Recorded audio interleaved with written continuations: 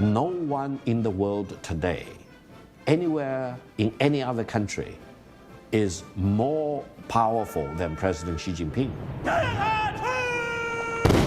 He's declared himself chairman for life. I call him chairman of everything, chairman of everywhere, chairman of everyone.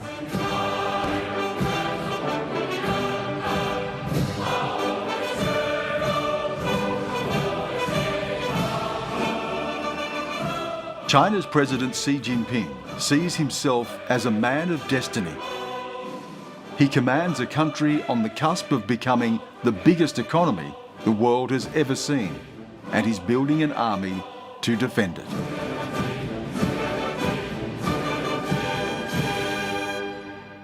没有任何力量能够撼动我们伟大祖国的地位，没有任何力量能够阻挡中国人民和中华民族的前进步伐。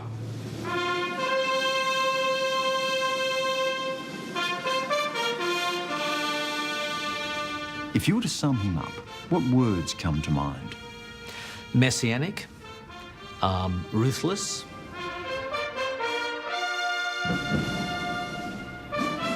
I think he's really very focused on control, right? He's very focused on control over the party, control over the country. We are turning more towards authoritarianism under Xi Jinping. He has centralized the power around him.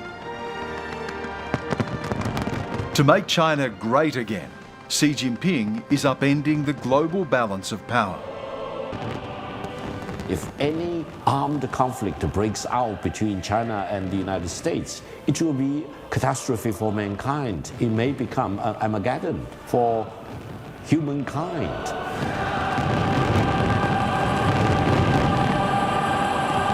Xi Jinping is a name that's become familiar to us all. This son of the Communist Revolution who rules his country by force.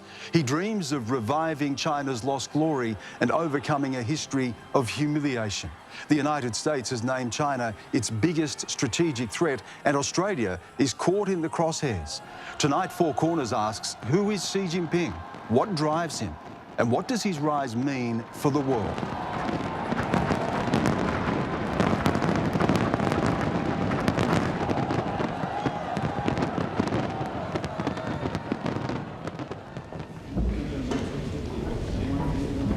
Madam Speaker, the President of the People's Republic of China.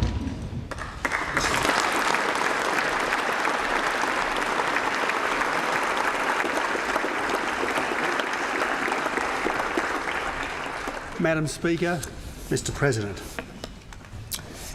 it is a joy to have friends come from afar. In 2014, Xi Jinping was on a charm offensive. He was in Canberra for the honour of addressing the joint houses of the Australian Parliament. China has always viewed Australia as an important partner. During my visit, the two sides have decided to elevate our bilateral relations into a comprehensive strategic partnership. As China grows, so does Australia grow. And why wouldn't you want to hitch yourself to that wagon? That, of course, was about the time when we were sealing the free trade agreement as well, which was of great benefit to us, and we thought we could have it all. We could have a bountiful economic relationship and a steady political relationship. And of course, that's not the case, and it won't be the case for a very long time. Our politicians were basking in the presence of a dictator who crushed dissent, jailed opponents, and led a nation accused of ethnic cleansing. But money talks. We had things to sell, and China is our biggest customer. Xi Jinping had his own agenda. We Chinese are striving to achieve the Chinese dream, which is the great renewal of the Chinese nation. The Chinese dream is about enhancing the strength and the prosperity of the nation and the well-being of the Chinese people. We were so naive, and, I put my own hand up for that as well. I was as naive as the next parliamentarian. it was wishful thinking. We wanted China to be a kind of a nation more like us. And more like us meant democratic. Xi Jinping was at least mouthing the right words. We have set 2 goals for China's future development. The first is to double the 2010 GDP. The second is to turn China into a modern socialist country that is prosperous, democratic, culturally advanced, and harmonious by the middle of the century.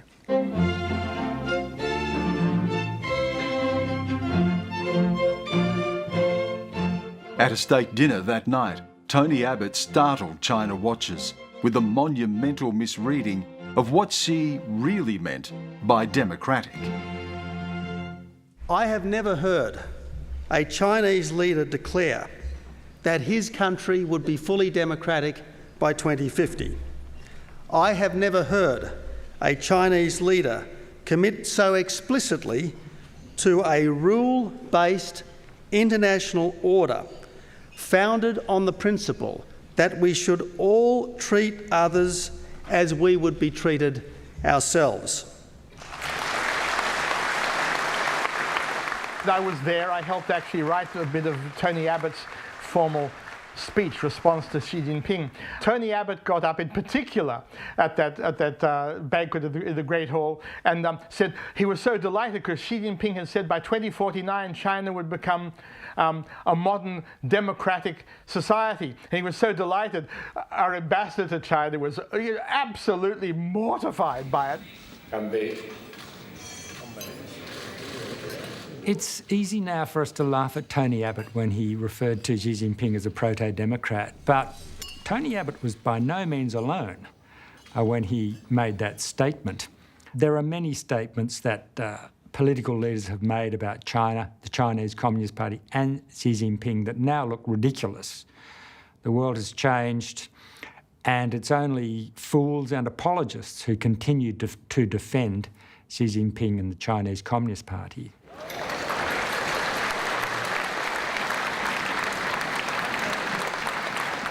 The darker aspects have always been there.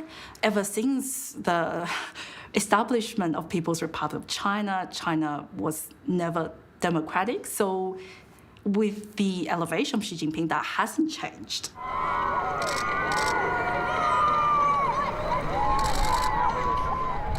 Xi and his wife travelled to Tasmania, where they were met like royalty.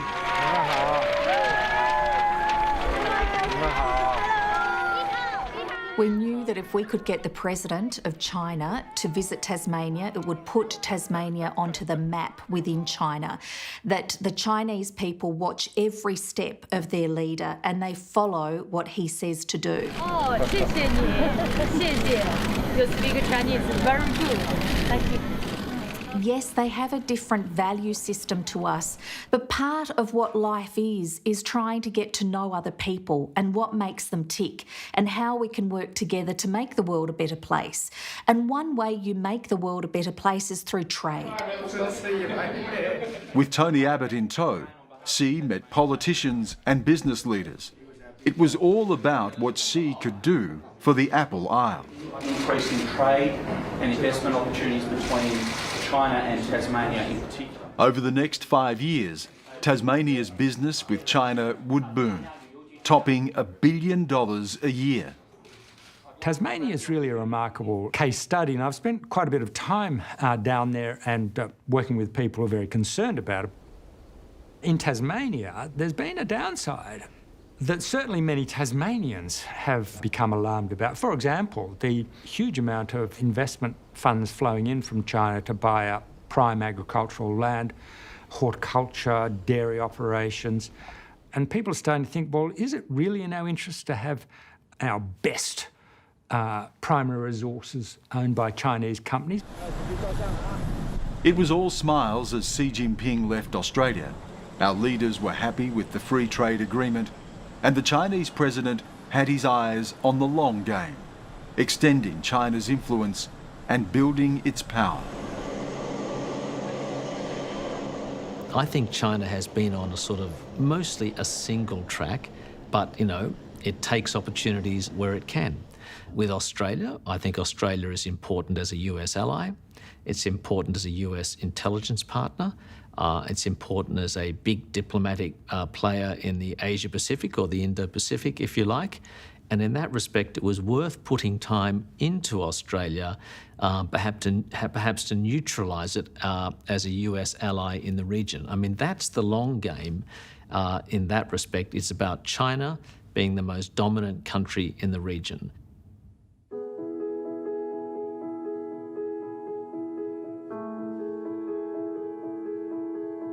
Xi Jinping was born into a country of war and revolution on June 15, 1953.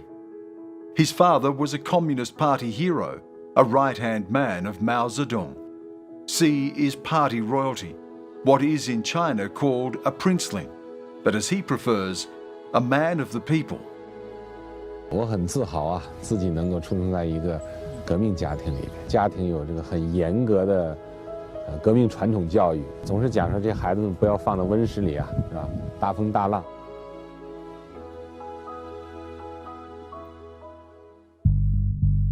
When he was a boy, his country was starving. The Great Famine that began in the late 1950s is estimated to have killed more than 30 million people. By his teens, China was in the grip of the Cultural Revolution, as Mao set loose his Red Guards to drive out his enemies. Xi's father was purged, something Xi would not forget. And he's the person for the Cultural Revolution in 1966 when it started in China, and so basically he was on his own. I think his father was put under house arrest a few years before, and so he was really kind of left as almost like a political orphan. And I think that generation, you know, for the next few years, it really made them very tough in a way, very resilient and self-supporting. 16-year-old Xi Jinping was one of a generation of urban Chinese youth Mao banished to live among the rural poor. Xi was sent to Shanxi province in northwest China. When he initially went out to the countryside, he was scared, frightened, to use a Western vernacular, freaked out by what was happening. In other words, his political family was under threat and in fact were being marginalised.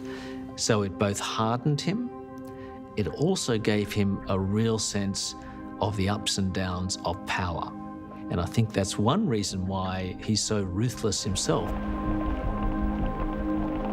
He lived in a dusty village not far from the city of Yan'an, where decades earlier Mao Zedong led his supporters on the fabled Long March during the Civil War against the American-backed nationalists. These were formative years for Xi in the heartland of the Communist Revolution. He could have rejected the party, but in fact he embraced it even more. I think would be very difficult for anyone at the time to reject the party. And I can see why, for someone who has suffered under the Cultural Revolution, they might actually want to embrace the party even more. Really? That even though he and his family suffered, he would want to embrace the party even more? Yes, it is a quite common experience amongst people in China that you want your suffering to mean something.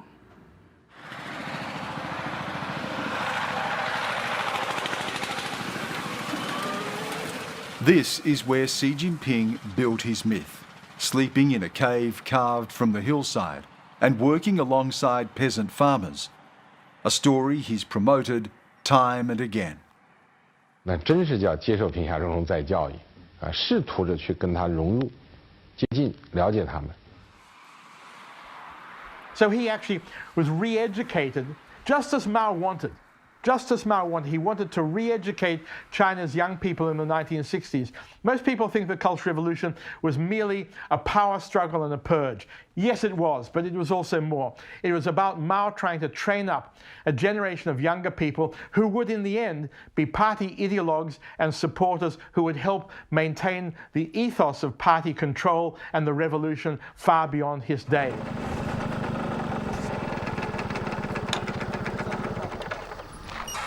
Like Mao, Xi saw China's peasant farmers as his pathway to power. He calls himself a son of Yellow Earth. This Yellow Earth mythology fed into the party's belief that our true origins are in the countryside, are with eternal China's past. Xi Jinping, I think, always sort of talks as though he's really connected to the kind of people who live in the rural areas, and they're not forgotten. He's a populist in that sense. He's really trying to show that he is, you know, kind of the like a kind of an earthly emperor. Mao died in 1976, ending the Cultural Revolution. Xi's father was rehabilitated and helped his ambitious son with party connections. Marriage to a famous singer who performed with the People's Liberation Army boosted his popularity. Xi worked his way through the ranks, becoming governor of Fujian province. He was seen by party power brokers as a safe option. Loyal to the party, uncontroversial, straight-faced and stoic. In 2008, he was made vice president. Xi was the heir apparent. And by the way, he was the first Chinese leader since 1979, 1980, who had not been chosen by Deng Xiaoping. So it was quite a big deal. Xi Jinping was elected president in 2012, forming the next great link in the chain after Chairman Mao and the man who kick-started China's economic revolution, Deng Xiaoping. There's a saying in China that Mao made the country one, Deng made the country rich, Xi is making the country strong. This is the third revolution, as it were. Certainly, I think he would be attracted to that view himself because it gives him great agency. It makes him, you know, a figure of history, of historical change, an agent of history. And I think certainly he sees himself like that. Xi Jinping revealed his vision for China, what he called the China Dream. What Mao started, he would finish. The final stage of the revolution, to return China to the apex of global power. 我以为实现中华民族的伟大复兴，就是中华民族近代最伟大的中国梦。国家好，民族好，大家才会好。 On the national level, China Dream means the revitalization of China. After all, China was humiliated for more than 100 years, ever since the First Opium War, and China need to rise up. And this is a continuous process. China by today is already the second largest economy in the world. And in less than 10 years' time, China will be the largest economy in the world. And China needs to project its own image onto the world as a force for peace and stability and economic development. When we first heard China Dream, a lot of us thought it was going to be a lot like the American Dream, which is basically a very individualist vision of having a lot of material prosperity, a lot of freedom to do what you want, and living as a citizen in a powerful state, but one that doesn't intrude too much. So that was the American Dream. And the China Dream, I think people initially thought that that was being offered, but it's become very clear that what Xi means by a China Dream is really a state, a Chinese state dream. It's not an individual dream. It's not a dream for citizens. It's a vision of a state, a Chinese state that's very strong, that's internationally respected, that can throw its weight around internationally if it needs to, and that is in no way inferior to anybody else. As president, Xi Jinping moved quickly to consolidate his hold on the party and the country. The moment he came into power, it was pedal to the metal, if you like. He accelerated on all fronts to eliminate dissent, to eliminate rivals, to eliminate corruption. Now, his family had been involved in lots of deals as well. That's been well documented. There was nothing that made Chinese people more angry than seeing officials around them, be it in a township, city, province, wherever, high on the hog, getting rich, and frankly, getting rich in very nefarious ways. Stealing farmers' land, getting cuts of deals, promoting their relatives, etc., etc. China was very corrupt. It probably still is, not like it was. And so Xi Jinping used the anti-corruption campaign both as a populist measure and to purge his rivals. Xi widened the net, locking up dissidents, lawyers, writers and artists. I remember back when Xi Jinping was first elevated as a leader, there was actually quite a lot of expectation placed on Xi Jinping. We are seeing a turning more towards authoritarianism under Xi Jinping. He has centralized the power around him. And also, we're also seeing that there's increased concerns about human rights in China as well. In Hong Kong, with regards to pro-democracy activists and legislators. And in Xinjiang, with regards to what the Chinese government has been doing to Uyghurs and other ethnic minority groups. What we didn't see, except for a very small handful of close observers, is that Xi Jinping wasn't the great liberator. He wasn't going to be the man who would continue the liberalising trend. In fact, he was exactly the opposite. He was a return in a very decisive way to the oppressive Leninist party control freakery that we had so feared.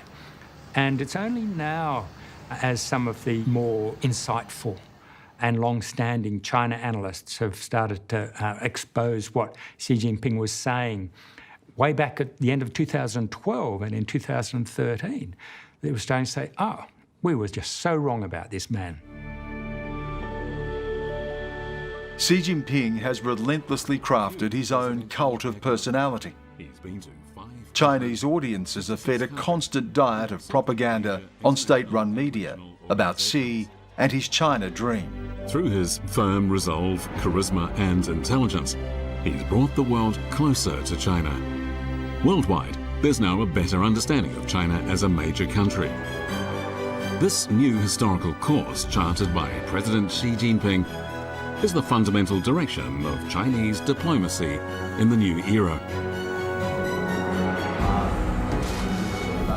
The cult of Xi is everywhere in the media. There's Xi, the beaming father of the nation.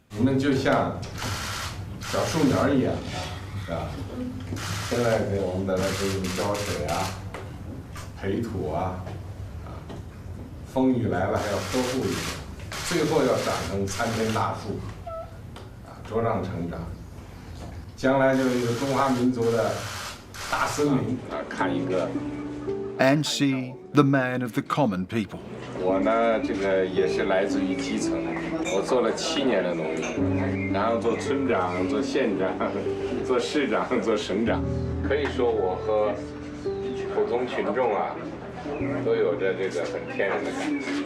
再见，哎呀，姑娘，哎呀。With long memories of the brutal Mao years, some in the party have grown nervous. One of the things that the party elders have admonished him for at different times is the personality cult, because for them, it's too much like Mao. It's too much like a single capricious ruler who is everywhere. But Xi seems to think it works.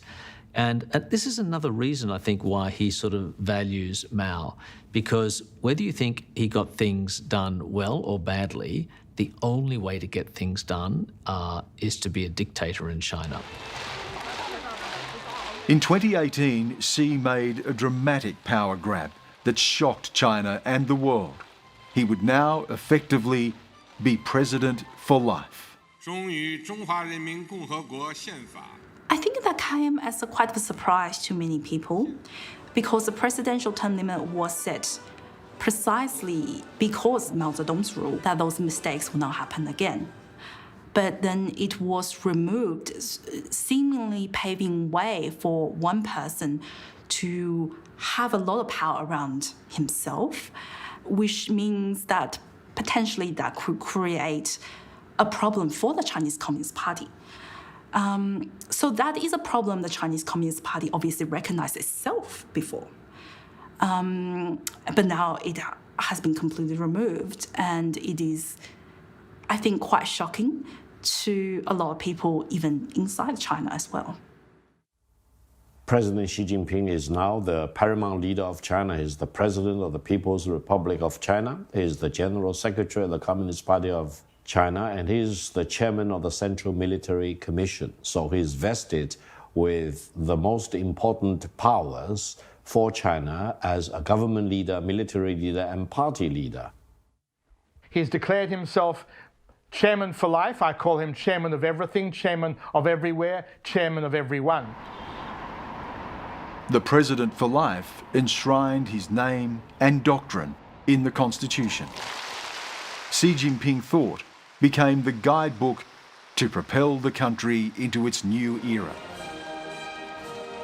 I think Xi Jinping thought says that the party rules all and that China is on a path to inevitable greatness and that everybody better get used to that.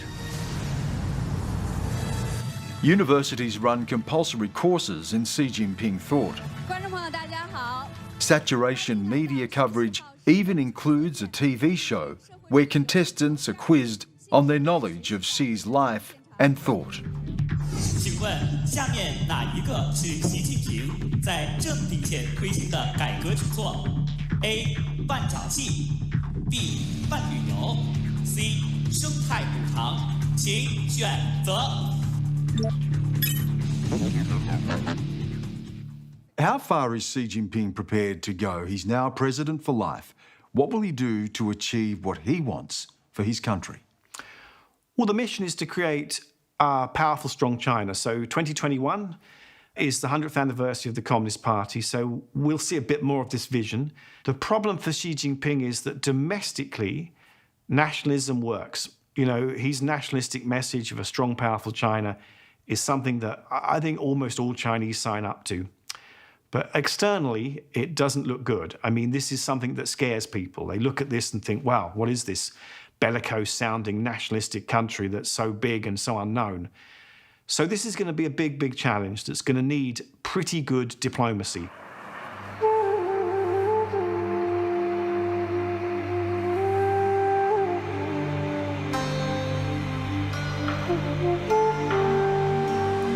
At home, Xi knows that poverty eradication among China's 1.4 billion strong population is critical to keeping the party in power.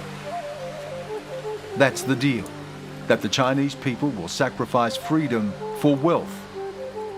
So far, it has worked. 这2年我又去了10几个贫困地区，到乡亲们家中同他们聊天，他们的生活存在困难，我感到揪心；他们生活美好一点，我都感到高兴。 The reality is that Xi Jinping and his colleagues believe themselves as the agents of history, and a history that is about making China one of the great powers that is also a prosperous, stable society that will contribute to humanity as a whole. And if in that process a few individuals must be crushed or silenced, a few dissidents must be thrown into jail, a few national minorities in Tibet and Xinjiang and their aberrant religious beliefs must be corralled, contained, and reformed, well, that's simply the price that the great collective of the Chinese people, which I, Xi Jinping, and my colleagues represent, that's just the price they all have to pay, and it's for their good. Because after all, I am a patriarchal leader, and I know what's best for all of you. The creation myth of Xi Jinping draws tourists from across the country who travel to the village where he spent 7 long years in exile. Everything here is a shrine to Xi and all he represents. Posters of Mao Zedong hang in the cave where Xi slept. Marxist texts and books which influenced him are on display. Party publications documenting his rise through the provinces are for sale. Locals sing his praises. 习主席就是尤其是非常关怀我们普通的老百姓啊，都是他做的每件事都是从我们基层的人民着想去做的。对我们现在的现在不是已经都脱贫了嘛啊，都是这也是很大一部分都是习主席的一个功劳啊，所以真的主席真的很伟大啊。确确实实很伟大，他的每一个做法都是很让我们幸福的。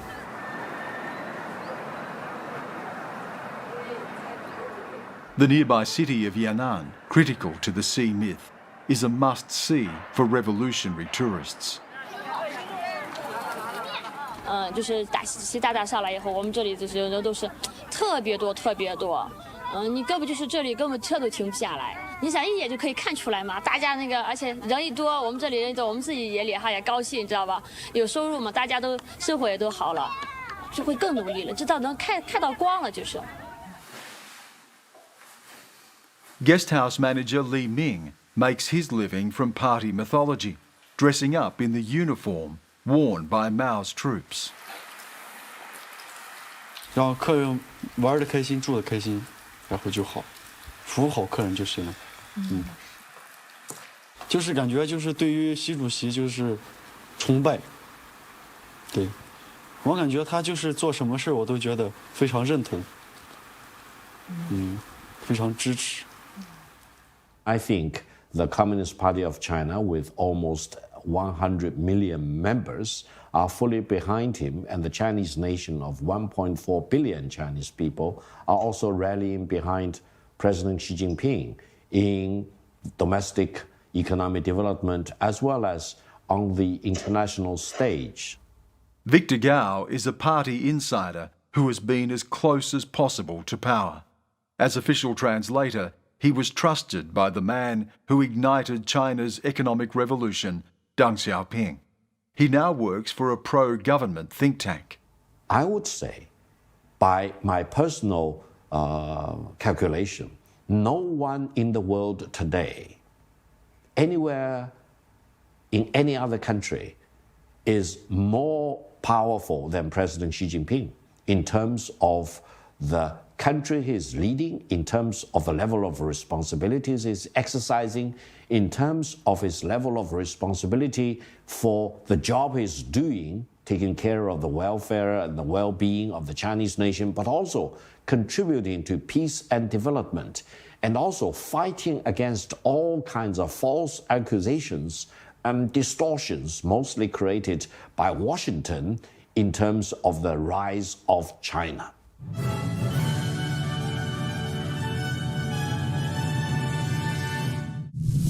Under the guidance of Xi Jinping, thought on socialism with Chinese characteristics for a new era, the PLA has thoroughly implemented Xi Jinping thought on strengthening the military.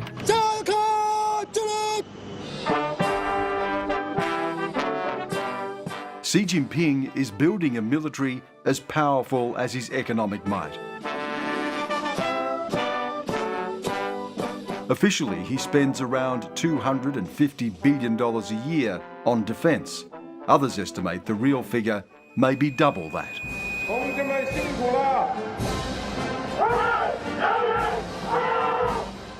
Images of his battle-ready troops are pumped out for international and domestic consumption. Certainly in China, this sense of nationalism has channeled this sense of resentment and this sense of past humiliation, which funnels a sort of aggressive nationalism.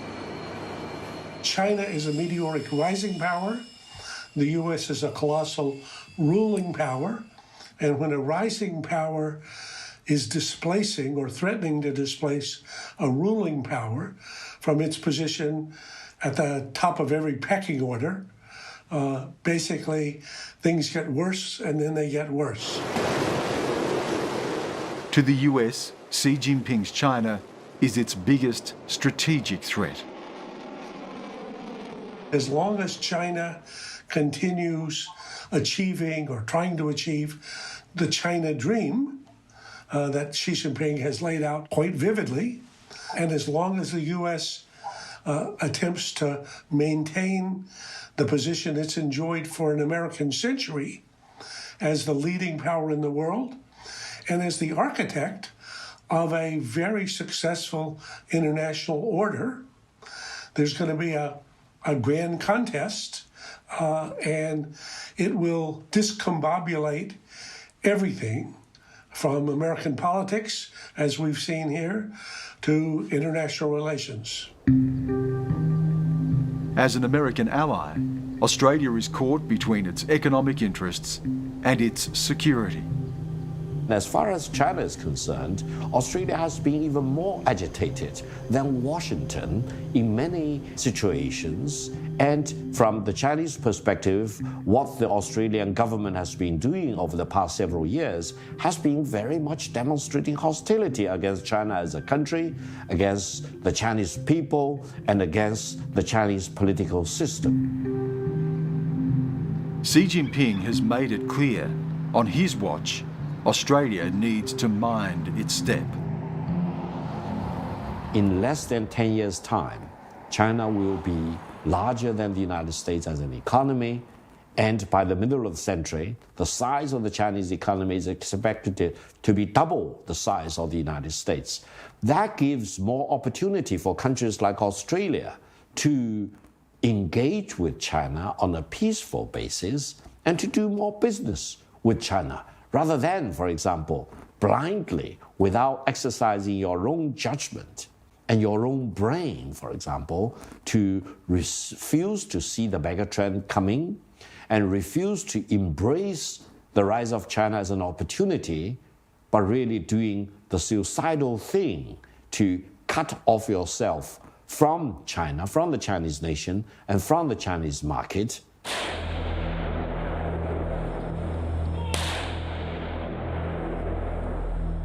Xi has drawn battle lines across the region. Chinese and Indian troops clashed on their border last year with casualties on both sides. For Xi Jinping, it was a propaganda coup. 这些英雄的边防官兵，把青春、鲜血乃至生命留在喀拉昆仑高原。 Then there is the South China Sea, where the US and China stare each other down. Foreign military aircraft, this is Chinese Navy. You are approaching our military alert zone. Leave immediately in order to avoid misjudgment. I am a United States military aircraft conducting lawful military activities outside national airspace. Xi Jinping has ignored international court rulings and built military installations on disputed islands. 1, 2, 3, 4, 5, 6, 7, 8, 9. 9 vehicles moving. China in the Indo-Pacific is a reality. For the US being here, it's a choice. China knows that, and over time, I think China wants to make the price the US pays for that to go up. And in many respects, I think China is a much more predictable player here. You know, China wants to dominate the region. China wants to be the most powerful country in the region. China wants its military to be their sort of, biggest in the region and the like. That's just obvious. Any country would want to do that of China's size, be it a communist party or a a democracy. In Hong Kong, Xi has shown the world how ruthless he can be. He has crushed protest and introduced new laws putting a stranglehold on the former British territory. Hong Kong stands as a warning to Taiwan. Absolutely central to Chinese modernization, Xi Jinping's program is restoring China's territorial integrity. This is a big deal. That means Taiwan comes back, and if you think about it, regaining control of Taiwan, a self-governing island of about 25 million people, a very modern society, most importantly democratic, which does not think of itself as part of the People's Republic of China, which has run itself for, 70, 80 years, which has had an independent streak since the 19th century.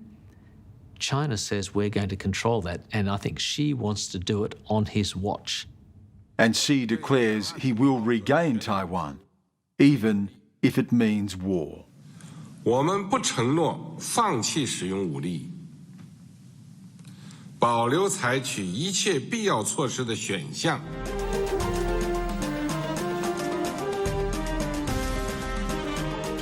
China has ramped up threatening military exercises near Taiwan. If Xi attacks Taiwan, he could trigger a war with the United States, potentially dragging in Australia. I think if there were a war, it would be insane.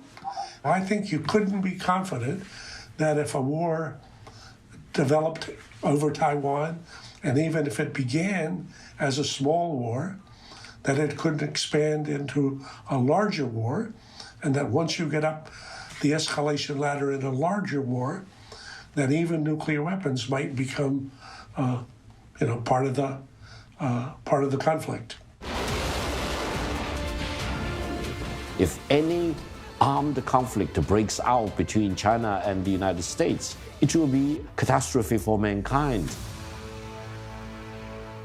It may become an Armageddon for humankind. For Western democracies, the battle lines are already drawn. Can we live in a world where the dominant economic power and all of the other power that comes with that is one that fundamentally rejects the values of our society? Well, we can live in that world, but it's going to be a much less comfortable world. And it's going to be one in which we'll have, terms dictated to us more than we have them dictated to us now. Now, that doesn't mean China gets its way, but it means that China is much more difficult to deal with and might get its way on a lot of things. So, yeah, life's going to get harder for us. If all you're doing is sitting around and feeling upset or fearful or angry that China is bigger and more powerful, then you've put us on a very dangerous spiral, I feel. And that's something that worries me, not only as an observer, but also as a citizen of the United States, and also as a person, who doesn't want the world to go to hell.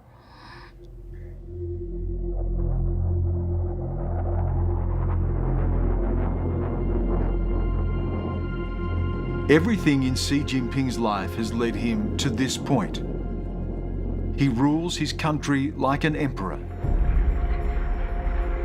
His China dream is within reach.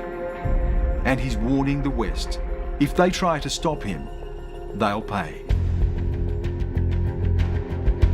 Some days I think the battle is over and China's influence is now so great, and Xi Jinping and the Chinese Communist Party are so determined to become the dominant hegemon in the world that there's nothing we can do.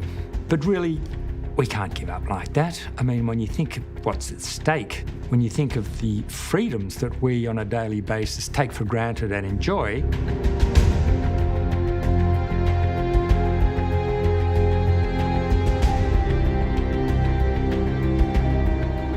now we're dealing with this radically different view of the world, which is not a modern one. I mean, it's not like China is a power that sprung from nowhere. It's got historic roots going back many, many centuries.